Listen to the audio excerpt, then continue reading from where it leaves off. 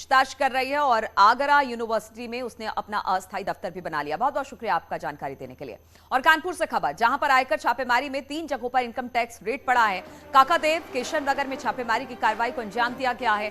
वहीं किदवई नगर में भी छापेमारी की वहां पर अंजाम दिया गया है। पॉलिटिकल फंडिंग में फर्जीवाड़े का केस है और इसी को लेकर जगह जगह आज करीब 100 से ज्यादा जगहों पर रेड पड़ रहे हैं। अगर कानपुर की बात की जाए तो यहां पर भी आयकर छापा हुआ है। 3 जगहों पर इनकम टैक्स की रेड हुई है, जिनमें काकादेव केशव नगर में छापा हुआ है। वहीं किदवई नगर में भी छापेमारी की कार्रवाई को अंजाम दिया गया है।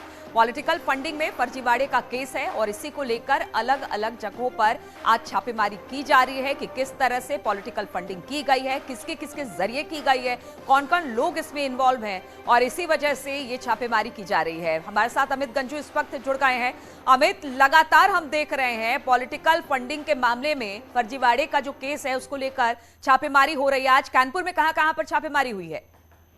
देखिए, मैं आपको बताना चाहूंगा, जिस प्रकार से पॉलिटिकल पार्टीज की आड़ में लोगों से बैकडोर मनी लेने के तमाम कंप्लेंट्स इनकम टैक्स के पास थी। अगर बात करें इनकम टैक्स के सूत्रों की, तो निश्चित तौर पर कहीं ना कहीं पूरे उत्तर प्रदेश के कई जनपदों के अलावा दिल्ली में भी ये छापेमारी चल रही है। अगर कानपुर की बात की जाए तो कानपुर में 3 टीम इस वक्त एक साथ काम कर रही है। 19 सदस्य इसमें टोटल मौजूद हैं। पुलिस और पीएसी को साथ लेकर छापेमारी चल रही है।